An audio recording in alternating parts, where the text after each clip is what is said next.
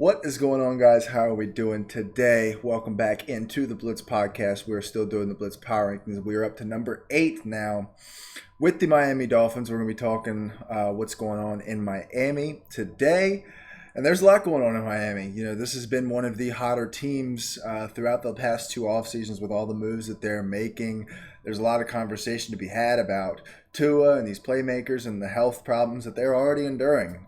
Before the season's even started, we're midway through August and we're already having health concerns about this team. So very interesting one to talk about. And I got Mitchell here with me as a little bit of a, I can't even say special guest anymore. You've came on too much and ish. Well, my name's in the description for the YouTube page and the Spotify and Instagram. True. I mean, I'm technically a part of it. It's just I wasn't available as much as I was previously. But we're talking about the Dolphins here, and as decided by the fans, my team beat them by 1. It's kind of a spoiler for what's coming next. But hey, we got the fans involved. We got some interactions, and the people have spoken. And the Chargers are better than the Dolphins, so they can suck it.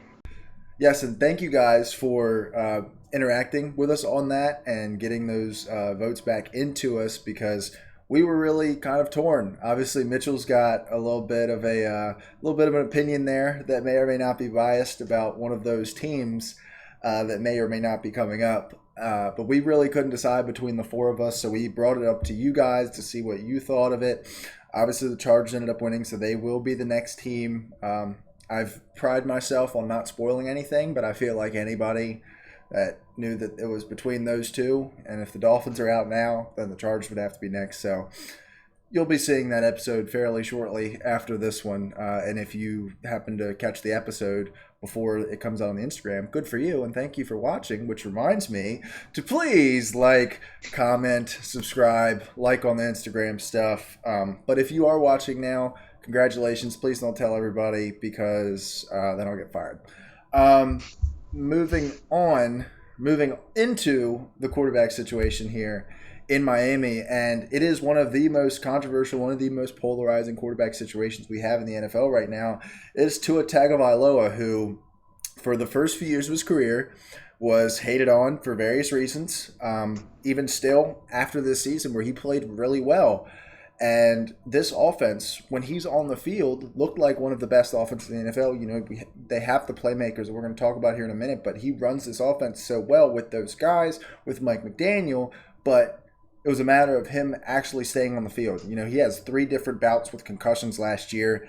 He had the game in Buffalo, or against Buffalo in Miami, where he was stumbling, and there was some, shaky stuff maybe going on in Miami with the training staff about what could have happened there. And then we see on primetime on Thursday Night Football against Cincinnati, that incident happened. That was all extremely scary for, everybody watching the game. And then he has another bout with it again. I believe it was in the Green Bay game when it happened. Or he maybe, yeah, where he had it again. That's the 3rd time in a season. 3 concussions in one season is not a good thing. And this is a guy with an already extensive injury history. Mitchell listed off about 10 of them prior to us starting. This is pre-NFL stuff. So you want to be optimistic about Tua. We have them at 9th. And this is obviously, this quarterback ranking is assuming full health for Tua. But it's just kind of hard to do that, is it not? I mean, it really is. He has yet to finish a single NFL season in his career, dating back to his rookie year. Granted, he wasn't the starter initially, and he still did not finish the season without getting an injury. So far through his career, he's played in 10 games, 13 games, and 13 games.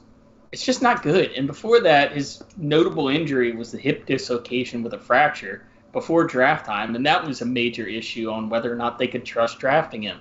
Because I've listed off, I don't want to list off the 10 things it was at Alabama for him, for our listeners, but there was already a list of injuries. It was just nagging small stuff that always pops up for him. And we'll get into the offensive line a little later, but they're not the stoutest unit in the NFL, so he's bound to get hit as fast as McDaniel can help him produce stuff with this track star offense, and they can get down the field quick and do a quick game thing, but he's bound to get hit. It's the NFL. The concussion injury or issues is a major issue for him because that's going to keep bouncing up. But apparently he's been practicing, judo or taekwondo, so he knows how to fall now. Shouldn't be that much of an issue. Oh yeah, and I mean by that we should stop this injury conversation now because he's going to be fine. Like if he's practicing Taekwondo, well, everything's going to be okay in Miami. But you said a lot of it is just like, is there are we going to see Tua play a full season? And that's the question mark. That's if they aren't holding this ninth ranking. I think it's for that reason. Like going into last season, even assuming health, I don't think anybody had Tua as a top 10 quarterback, but he definitely showed in the games that he was healthy that he can be that guy, especially from a production standpoint. I mean, he was producing with the top quarterbacks in the NFL. He was also grading out super well per PFF. He had a game at 96.8 against Detroit, which is like, that's an elite of elite grades. You rarely ever see that on any given week, especially from a quarterback. So he had some games where he looked like one of the best, one of the guys that should be in the top 4 or 5. But it's just a matter of being able to see that on a consistent basis and being able to see that for 17 games. And I think for the rest of his career, unfortunately, that's going to be the case with Tua. As scary and as unfortunate as that is for a guy that's as talented as he is. They do bring in Mike White here, which I think is going to be, obviously that is the insurance for that. You're not bringing Mike White in here to take Tua's job, but you're bringing him in here because in relief for the Jets' quarterback woes last year, to say the least, he came in and played pretty well. Like he kept that offense afloat. After a few games, it was starting to drown a little bit, and then he, the starting quarterback happened to get back at that point in time and kind of saved him from that. But I think I don't know if you feel awful if Mike White has to come in here, especially with everything else that's going on. You have Tyreek, you have Jalen Waddle. I'm not going to say that they're similar quarterbacks because Tua is obviously much better, but I feel like the offense doesn't have to change its entire philosophy when Mike White comes into the game. So just that is definitely the most we've talked about a backup quarterback in this series so far at about 45 seconds. But overall, do you think ninth is too high for Tua? No, I think it's about right. I think it partially does levy in the issue of his injuries because through the 15 weeks before they shut him down for the season, this team was 5th in DVOA, which is among the elite, and that's including weeks with his concussions before that, before he got shut down, and the team finished at 7th overall. But this team was beyond efficient when he was in. I didn't look at the specifics of the games because it's hard to tell at what point the concussions really started to affect him, and you can only limit so much and when symptoms were ending. But obviously it'd be enough for him to come back in some of these games. But even with some of that levied into it, they were still 5th in the NFL, including the games he missed earlier in the year. So he could clearly run this offense to a next level, and there was such a clear drop-off after. I mean, Jalen Waddle in games where Tua wasn't quarterback had 0 touchdowns. It's just such a clear decline in play. And I like Mike White as a quarterback, I do, but I think people figured him out once they actually had tape on him. It was kind of just unknown when he came in and had that random 5-touchdown game against the Bengals.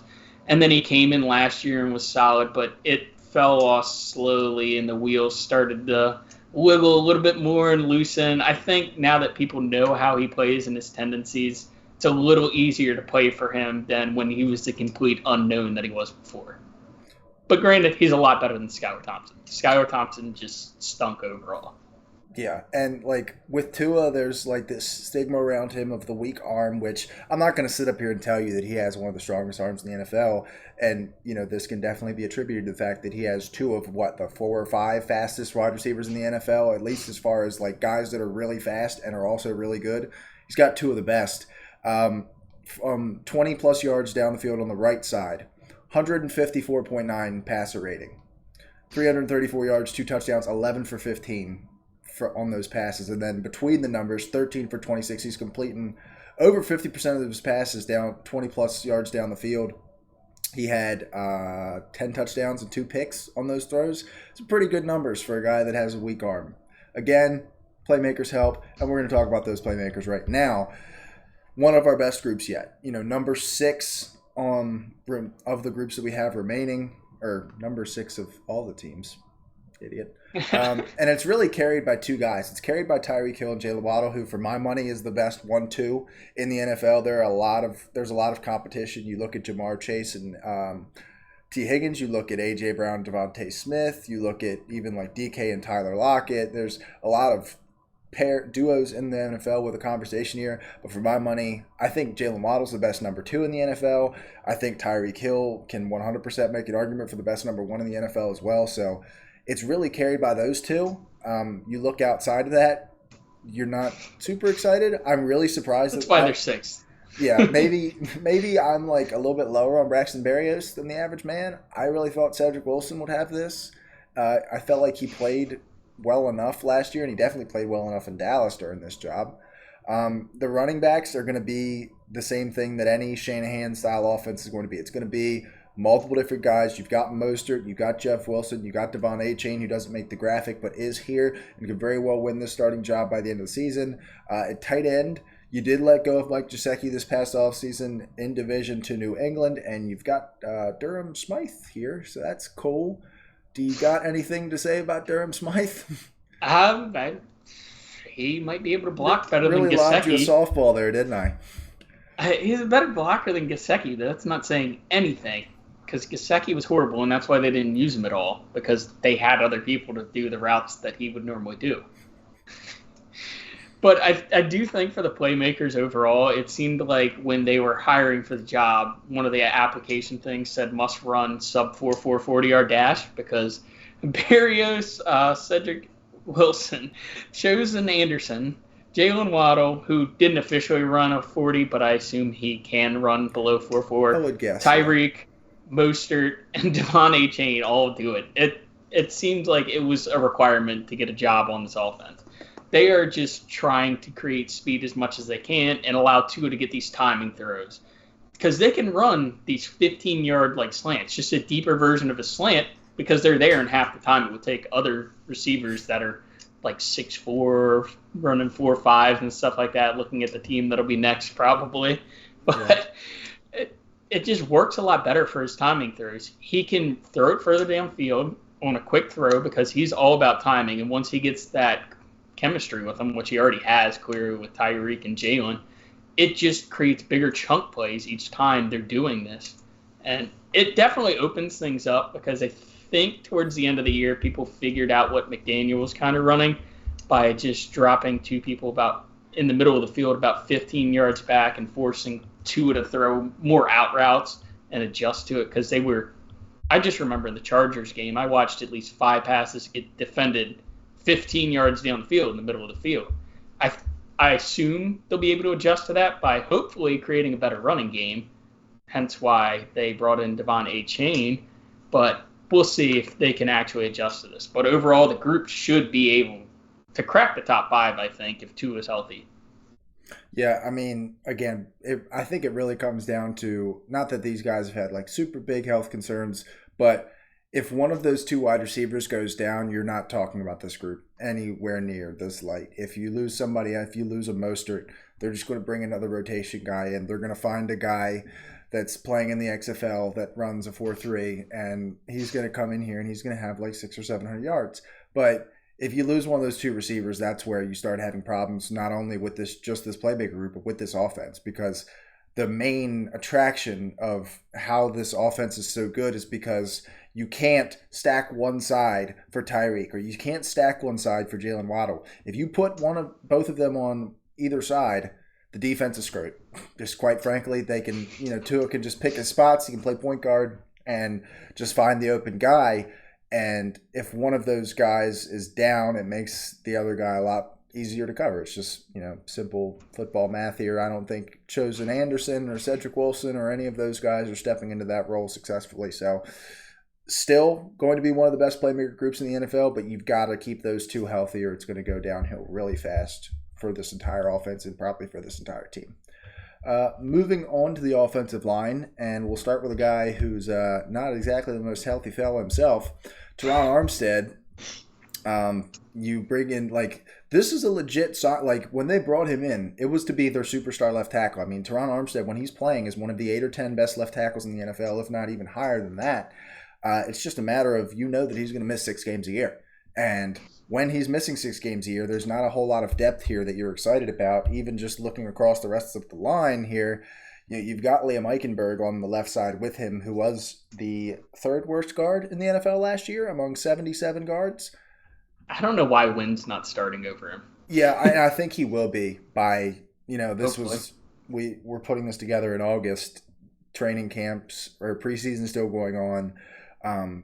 I think by September, after a few weeks of watching him play, I think Isaiah Wynn, who started, I'm surprised they're moving him into guard because he played at tackle in New England, but he's desperately need tackle depth too. Yeah, he's a little bit smaller tackle, like shorter. So they can slide him into guard. It's something that could happen.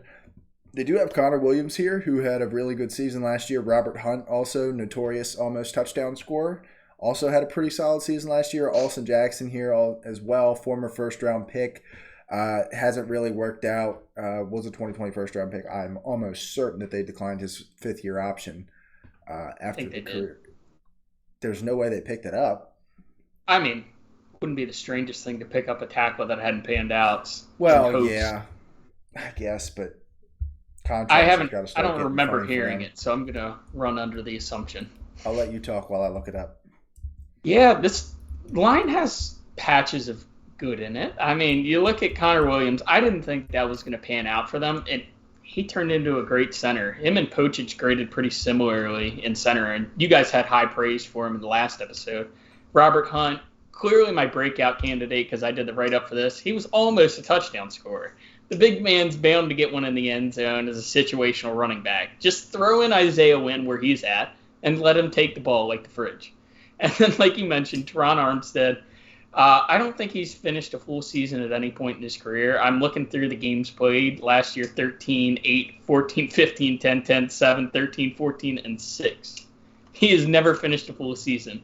And while he still grades amazingly, he plays through these injuries. It's not like they're not hindering him when he comes back. I mean, he's bound to get injured, so I'm not going to say imagine if he was fully healthy.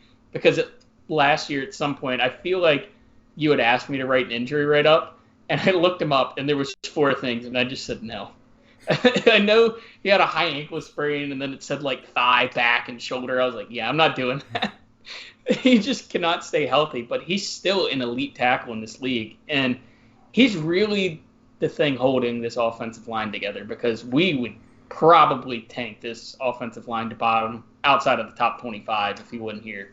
Oh, yeah. I mean, 22 is still your bottom third in the league. And Teron Armstead, like I said, is a top tackle when he's healthy. And, for those 10 or 12 games a year, this is probably a top half offensive line, at least, especially with Connor Williams and Robert Hunt playing well. That's 3 good offensive linemen. That's a lot more than a lot of teams can say. But without the certainty of Teron Armstead here, certainty of good play for 10 games a year. Just availability. Austin Jackson did get his option declined. But, yeah, this is a bottom 5 unit if Teron Armstead isn't here. And, I mean, really not when Teron Armstead isn't here, because there's going to be times this year when Teron Armstead isn't here. And that's why you're so worried about Tua, is because for those 5 games that Teron Armstead's here, it's like he's playing with 4 offensive linemen. And when Kendall Lamb and Cedric, I'm not even going to try to. Well, and I think that's also another reason why they're going to start Eichenberg at guard and they're going to use Wynn as a backup. Maybe they could put Wynn at guard, and then if something happens or when something happens to Armstead, they move Wynn back out to tackle and they put Eichenberg back at guard. I think that was one of their main reasons in going out to get him, is so they can do that. And a savvy move by Miami, for going out to get a guy with guard and tackle flexibility. So good on him. For dirt cheap too. Yeah, for very cheap. I mean, he started for New England, who was one of the better offensive lines during his tenure there.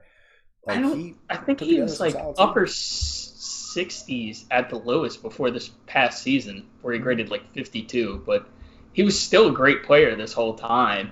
It just fell off out of nowhere, and I'm not sure why. Yeah, pretty strange, but we'll see how that offensive line ends up panning out. We're hoping for good health for Teron Armstead, but we're not going to predict it. Front 7, moving onward, another top 10 group here. They are coming in at 8th. This is definitely, I think for people that are looking through these to see this ranking, I think will be a little bit surprising because there's not a whole lot of household names. Like Bradley Chubb used to be a household name, and the production kind of dropped off. Plus, a lot of people forget that he was a midseason acquisition for them. Traded for him at the trade deadline last year. He's still here. You've also got Jalen Phillips here, who fell in the draft because of injury concerns. I remember hearing a report that it was like if he gets one more concussion, he's done playing football. Like he cannot play. Ironic. He will not be medically cleared.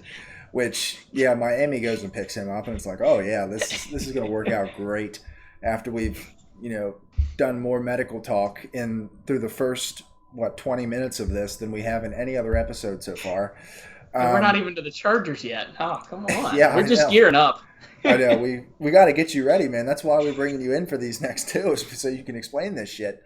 But Phillips has been phenomenal. He was great last year, graded out 8th among edge rushers. Didn't convert as many of his pressures into sacks as you'd like to see, but variants will bring that back for you. And then having Chubb as an edge too now, if like Phillips can make that step and Chubb's your second edge, you feel really good about that. And you don't feel as great because you gave up a first-round pick for that. But he's here. And, the player's here. You're not going to draft the Bradley Chubb level player in all likelihood in the 20s. So good on them for going to get him. You got Christian Wilkins in the middle, who's been one of the more underrated interior D linemen. Has he gotten paid yet? I know that everybody else is getting paid. I think he's in the 5th year right now, and he's probably waiting on it. Yeah. But because everybody else has. He's probably next up among that class. Right. I don't think he has because I know Lawrence just took a surprisingly team-friendly deal. So he might be waiting for next offseason and go into free agency to see who can pay him the most. Yeah, so it was his 5th-year option. This is his 5th-year option. He was a 2019 pick. I thought it was 2020 for some reason, but he will go into free agency. Yeah, he will go into free agency after this year.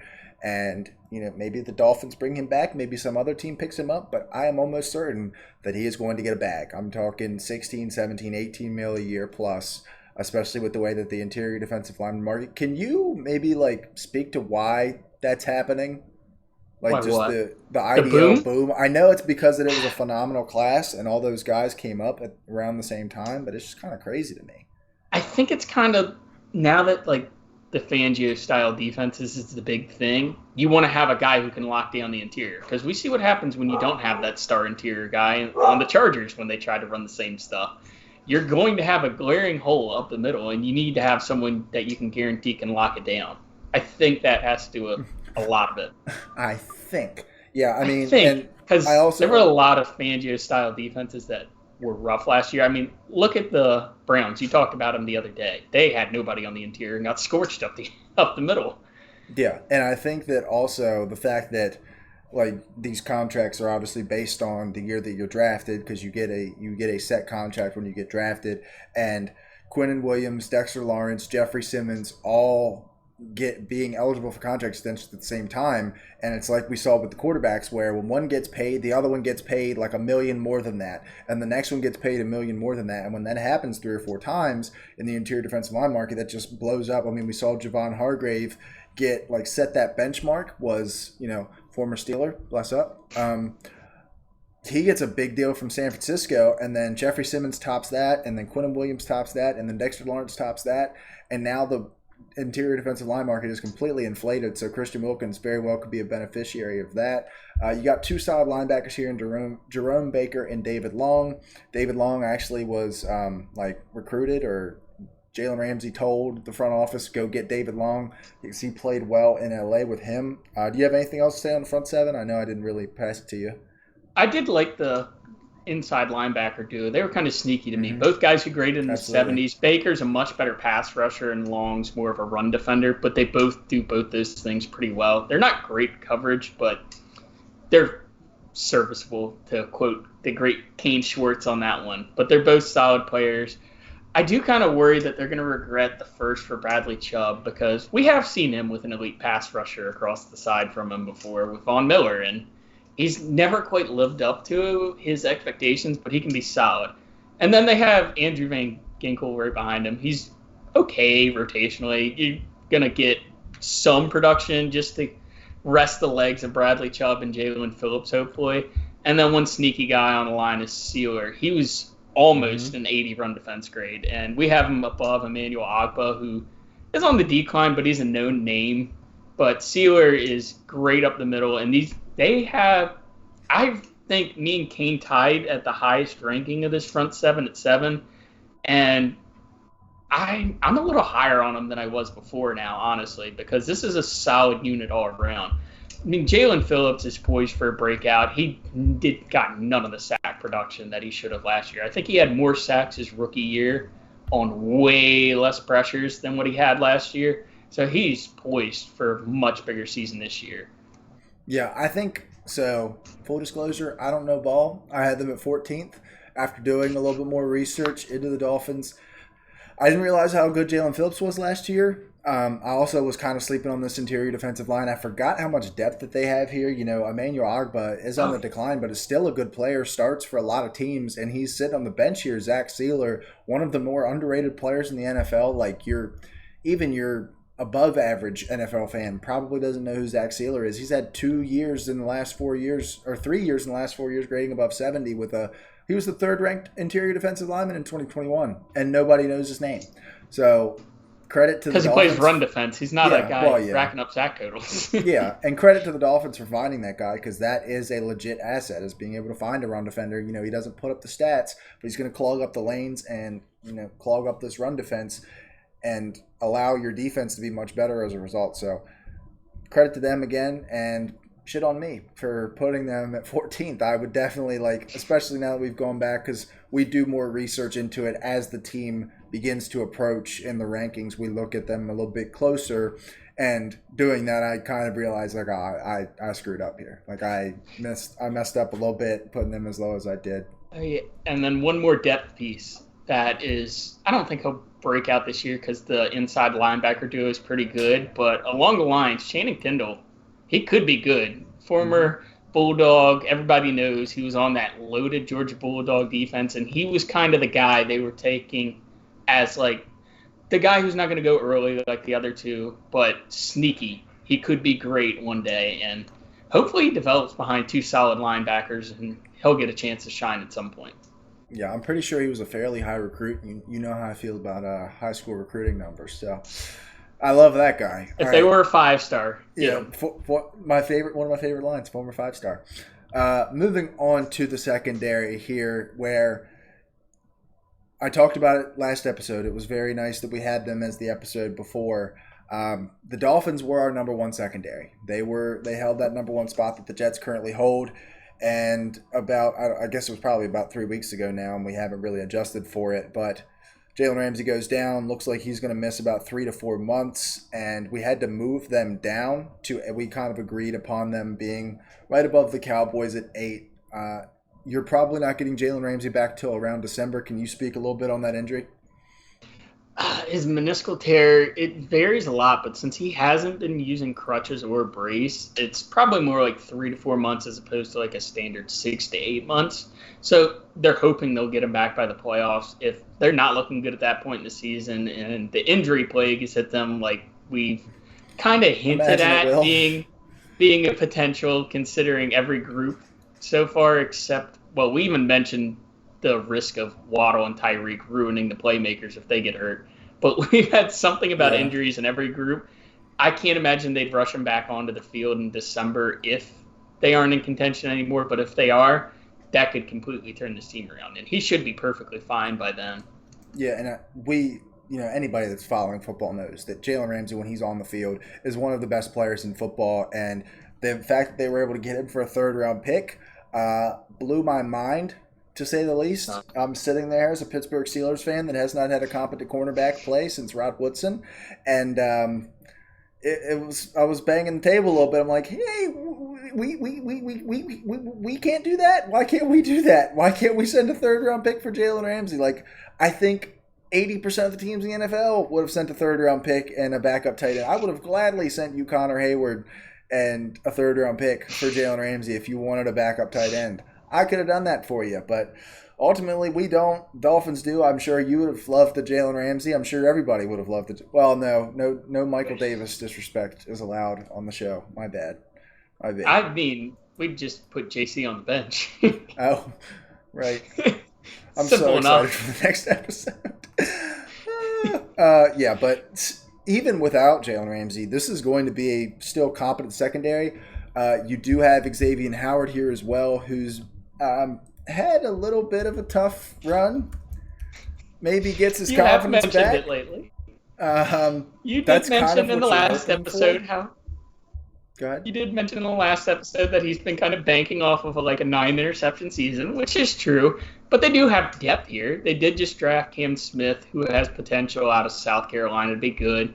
They've got Noah Igbenogany, who they're praying works out for them. They picked up Eli Apple, who he's solid. He's not going to be flashy or anything like that, but he gets you competent corner stuff. And then Cater Kohu out of the slot is exactly that. He's a slot defender, and that's about it. You're not going to get much more out of him. If you get a true slot receiver against him, he'll lock them down.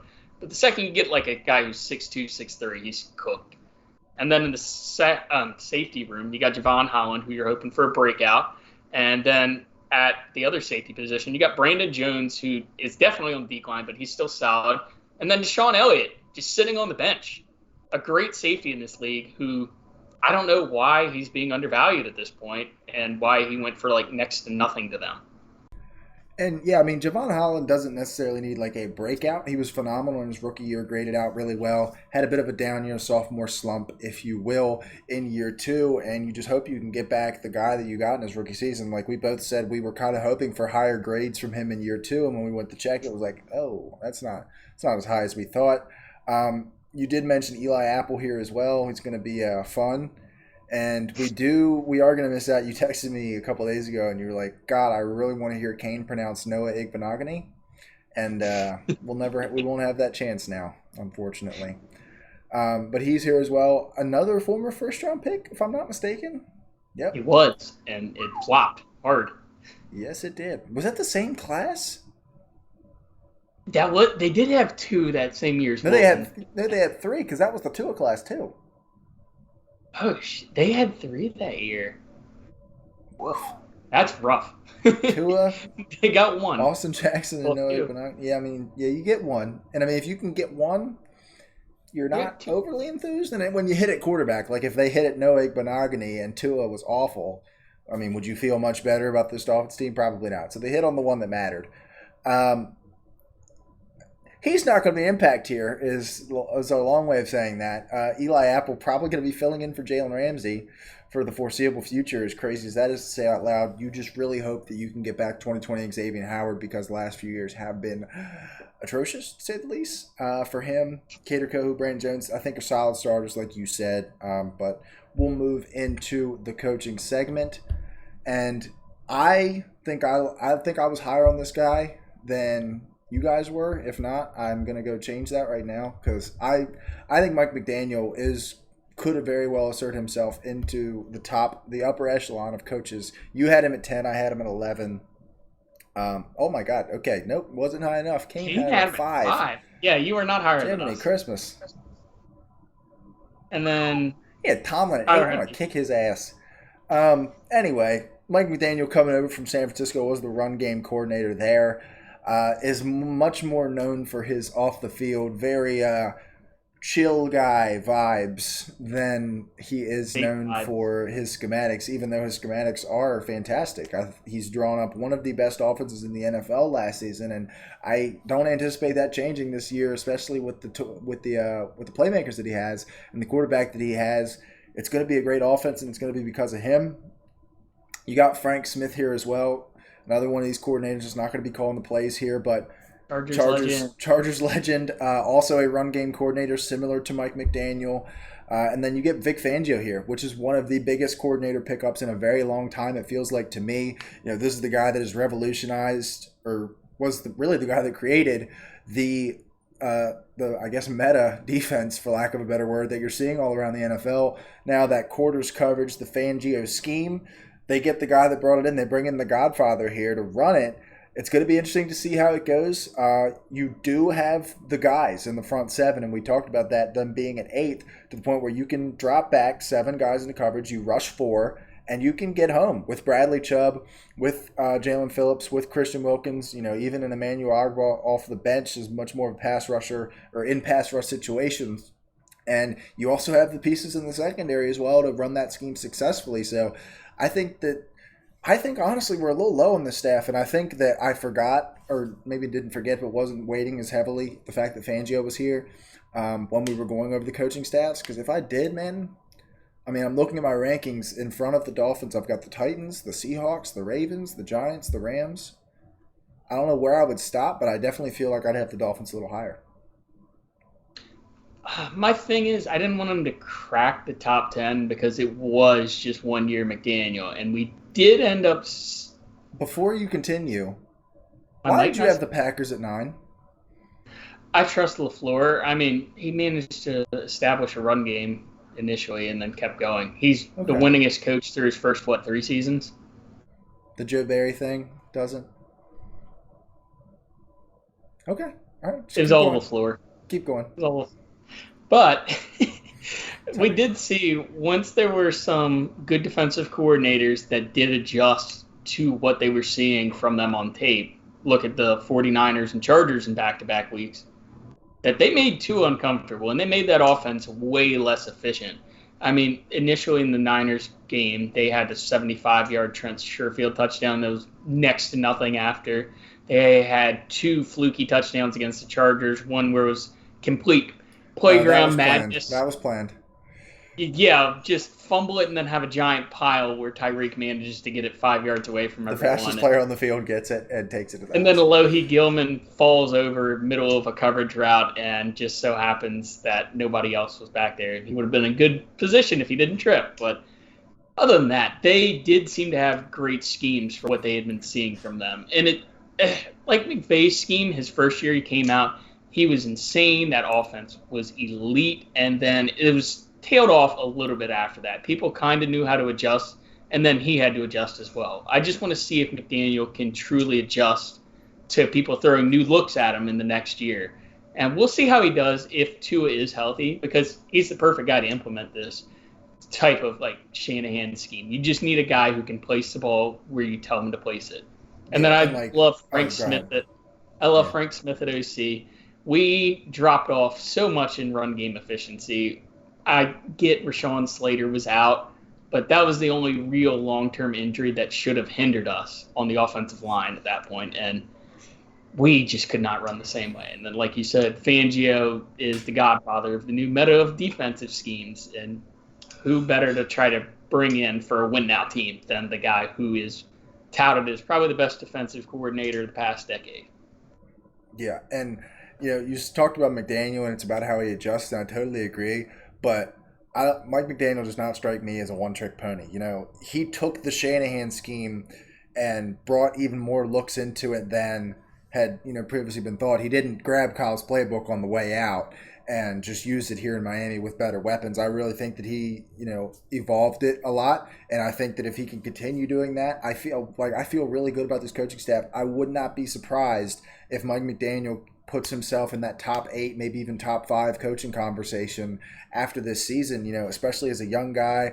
I think that the culture there is a very good one. You see the relationship that he has with Tua. I can't really speak to the relationship that he has with the other guys, and maybe that's part of the problem. Is I don't want to create something that there isn't there, but maybe there is I love my quarterback, but you guys are... But maybe we just don't get the videos on that because it's not the quarterback-coach conversation, and they're not on Hard Knocks, so we don't get to see all that. But I definitely think that McDaniel plus Fangio, you've got this offensive wizard and then the defensive wizard. Not a lot of teams have 2 legit head coaches on their staff. Yeah, 2 wizards and 2 guys that were head coaches. Fangio was a head coach in his own right not too long ago, and I don't know if he will be again, but if he was a head coach, would he be the worst head coach in the NFL? Probably not. So 2 head coach level guys on the staff. Not a lot of teams have that. So credit to the Dolphins for going out and getting Fangio. You're paying a defensive coordinator salary to a head coach. So good for them. Moving on to the schedule, and boy, oh boy, it's a doozy. You have the second hardest schedule in the NFL. The over-under Very set at colorful. 9.5 wins. Very colorful. I saw this and I was like, whew. Not only does the NFL and their stupid win totals say that this is the second hardest schedule, you look at this colorfulness, man, and you're like, you've even got some nice gradients there, going from Bills blue to Giants blue to Panthers blue, and then you're into a green. Then you got some reds back to back. Down the stretch, you've even got like a navy to a purple to a blue going. I mean, it's rough. If I'm a Dolphins fan, I'm pissing myself right now.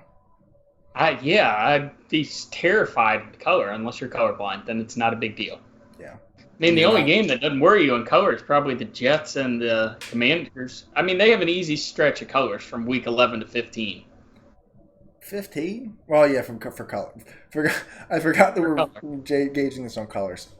Yeah, and in real life football, they get a nice. I guess this is the easiest stretch coming off their bye week. They get the Raiders. The Jets are going to be tough, but then you get the Commanders and the Titans. And honestly, the Raiders, Commanders, Titans are probably your three easiest games on your schedule. The Panthers lumped in there as well. But my lord, I mean, you're obviously playing in this loaded AFC East where you got to play Buffalo twice, you got to play New England twice, you got to play the Jets twice. That's not easy. You've also got the AFC West where you got the Chiefs, the Chargers, and even the Broncos on some weeks. You also got the NFC East where you got the Eagles and the Cowboys and the Giants. It's rough. I will say they don't get to use their home field advantage like I think the Miami home field advantage may be one of the 2 or 3 strongest in the NFL, and it's not for the reason you think. You know, when you think about home field advantage, you think about Green Bay, you think about Pittsburgh, you think about Buffalo. Dude, in September, if you've got to go to Miami, it is a death sentence. Look at how those guys in Buffalo were reacting last year after going to play. I mean, they had to put like 10 guys on ventilators because it's so hot. It's like 95 degrees. You saw that they set up their stadium so that the sun would beam on the opposing sideline and be 20 degrees hotter in the middle of the game. That should be outlawed that you can do that. Dude, and good for them because, I mean, I don't give a shit about you got to create a home field advantage somehow because also, like, It's not going to snow there. Yeah, it's never going to snow there. The best you're getting is a hurricane, and that game's not being played during a hurricane. But the backhand of that is the fact that they do. I think that the NFL scheduled it so like weeks 1 through 4, which is when you're going to be playing in September and October when it's still 90 plus degrees. 3 of those 4 games are on the road. I am like I'm slamming Miami in that Denver game at home against a team that's usually playing in cold weather. They might get their ass handed to them. Like that could be like a 40-point win there for Miami. But you don't have that. Like when you think about home field advantage, you think about it in January, and they don't get it. The impact isn't the same in September. You're just not feeling. Yeah, you're not feeling those wins and losses as much in September as you are in January, and they have credit to them, and it's great for them. But they get 4 of their 5 final games at home. You only have to play Baltimore on the road in Week 17. But normal weather. Yeah, you're just playing in Miami Stadium. You might as well be playing in a dome. Like it's just you just have turquoise jerseys all in the crowd. 9.5 wins for this is a team we have 8th, but one of the hardest schedules you're going to find, and you got to remember like somebody's got to be losing these games. We talked about it. I've said it for the last 3 episodes, and I'll say it again. Of our 10 teams, only 6 of them are going to make the playoffs in the AFC, and the 8 of the teams left are in the AFC. So we would have had the Browns and the Jets making the playoffs, but you can't have Tua have 3 concussions this year. If Tua goes down with 1 concussion and misses 2 to 3 weeks, that might be a season ender with how close this AFC is going to be competitive, or how competitive this AFC is going to be this year. I don't know, man. 9.5. What do you think? I might base my decision off yours. It's the second hardest schedule in the NFL, and all we've mentioned in every position group is injuries and the potential for injuries. I try to be positive and assume there's not going to be injuries because I have to be, seeing as though I root for the Chargers. But you have to be realistic at some point and realize that Tua is likely going to miss games because he's never been healthy in a full season, regardless of concussions. They're going to be missing a left tackle at some point, and they're already missing Jalen Ramsey. Even though the team is loaded and they can be competitive, if you're missing your left tackle and quarterback for a week and throw Mike White to the Wolves with backups, you're asking for danger. And no matter how good that defense is, they're not overcoming that. Yeah, and even the defense, you said it with Jalen Ramsey, like Jalen Ramsey is the best player on this defense. And that was like, if you felt really good about the Dolphins, you know how many Dolphins Super Bowl bets went in the day that they traded for Jalen Ramsey? Probably a shit ton. And everything else here, there's stars up and down the roster, but if they can't stay healthy in this AFC, it's going to be hard to stay competitive. Like, that Teron Armstead's going to miss 4 to 5 games, which increases Tua's injury likelihood by like double. And if that happens, I mean, I hate to say it, but the season's probably over. Again, we're obviously not wishing any kind of injuries here, but we're just trying to be realistic and what could happen. Like, this is the reality of a guy that had 3 concussions last year, where you've got to keep him upright or your season's over. You never gave me a prediction. How am I supposed to make my prediction? All right, here's my prediction. Get a quote graphic ready. The Miami Dolphins will miss the playoffs and go under 9.5 wins. Okay. That's probably not a great one, but obviously if they don't reach the over, they're not making the playoffs. So of the 8 teams that we had here, it definitely feels like Miami has one of the stronger cases because, like we said, if something happens to Tua, it's over. And even if something doesn't happen to Tua, yeah, I mean, the schedule is, even if like Tua is fully healthy. The Pats are always going to be a hard team to play. And they should be able to beat them with Tua, but if they don't have them, obviously, this is put together by last year's wins. So when you look at the win percentages, the Jets only won 7 games, and they get them twice. Imagine if the Jets were counted as a 10-win team. Like, they look like they're going to be somewhere around there this year. I feel like they improved from 7. That probably counteracts the Giants, though. Yeah, but they get the Jets twice. So you get, it maybe counteracts once, but not twice. Maybe the Jets aren't a 10-win team, but they're probably better than 7 wins. Or, if they're not better than 7 wins, good for the Dolphins. That's another playoff spot that's opened up for them. So congrats on that. But I think I'm going to go under as well. I still think, I'm still going to throw you on the quote graphic, obviously. But I still think that they can make the playoffs with 9 wins because somebody like one of these teams, one of those top 8 teams that we have in the AFC, something's going to happen to one of them. Something's probably going to happen to 2 of them. Something could even happen to 3 of them, to the point where these spots start opening up and, a team like the Dolphins or the Steelers maybe like sneak into the playoffs, and like that's what we're all as a community, as a collective in the NFL hoping for, is that Black and Gold get back in the playoffs. All right, moving on to the rankings. We have the offense. We have the offense at 7th. We have the defense at 7th. We have the Dolphins at 8th. We don't know how. We don't know why, but it happened. Injury tiebreakers. Injury tiebreakers and coaching tiebreakers. Championship window. It's our first one yet, I think. Right? Wide open. Wide open. Yeah, there's no time clock on it. There's no expiration date. I think we had the Jets as 1 to 2 years left, and I don't know what we did with the Browns, but I feel like that was open. I can double check for you. It might have been, it might have been like an open and like with this many years left.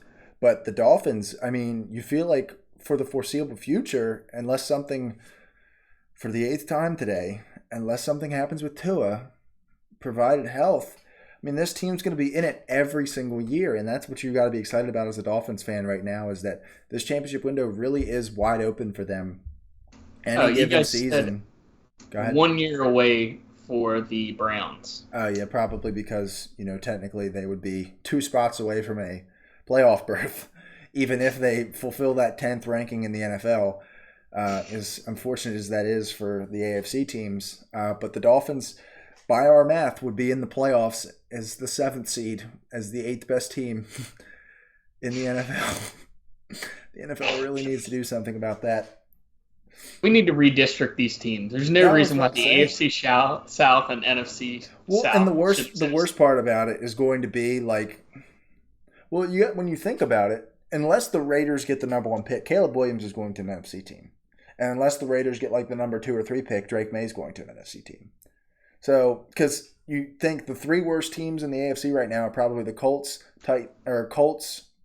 Texans, I think Titans and Raiders are probably tied with each other. And all 3 of the 4 teams drafted a quarterback. So, they could give up on them quick. Huh? They could give up on them quick. Well, yeah, but I mean, yeah. I mean, just look at Josh Rosen. He went in and out of the door. If somebody gets the number 1 pick in the AFC, they're going to have a tough conversation, unless it is the Raiders, in which that's a very easy conversation. I think the NFC might make a comeback in 2 years, but it's going to take a long time. And this AFC is going to be a gauntlet until then. It's a absolute disaster. Would you ever support like a best 14 team alignment, and then you just put the seedings of 1 through 14 on record? I know some people have brought that up for like the NBA more so than the NFL. The NBA is kind of like that, yeah. Maybe like that. I think it at least needs to change, because why are the Dolphins in the AFC East when they have to travel almost across the entire East Coast to get to everybody in their division? Yeah, when you could simply throw them in the South. Why are the Colts in the AFC South? I don't know. Doesn't make sense. And I think I know the reason why.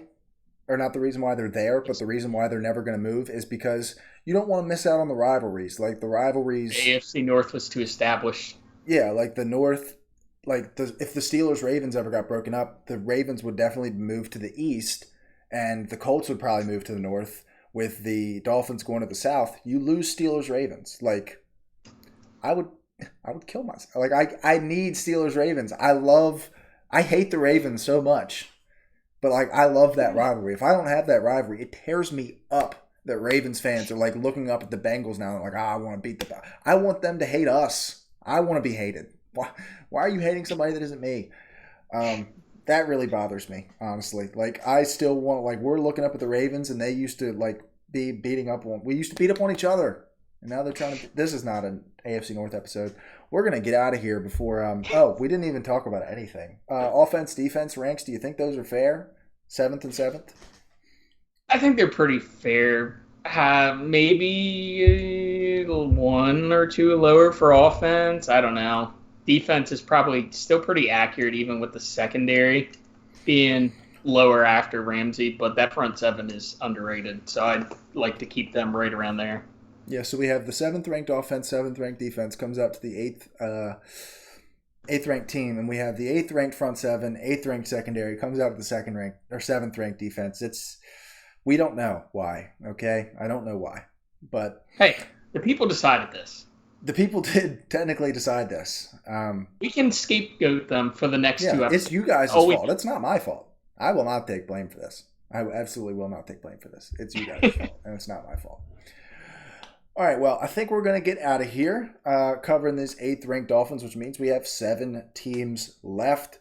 Very excited. We're getting down to, the real Super Bowl contenders, teams that we're going to be talking about in January and February. Much more exciting, at least in my opinion. And be on the lookout for the next episode. It's probably going to be a long one because of the guy that's below me, right? Pause. I mean, we have to get to a fantasy draft after it, so we have to. We're going to sprint. Mitchell's going to sprint anyway. I think, what do you pick? You're picking like 9th, right? I'm 11th. 9th. I got time. Yeah, I know who I'm picking at 3rd, so I'm good. Don't tell anybody that. All right, we're headed out of here. Peace.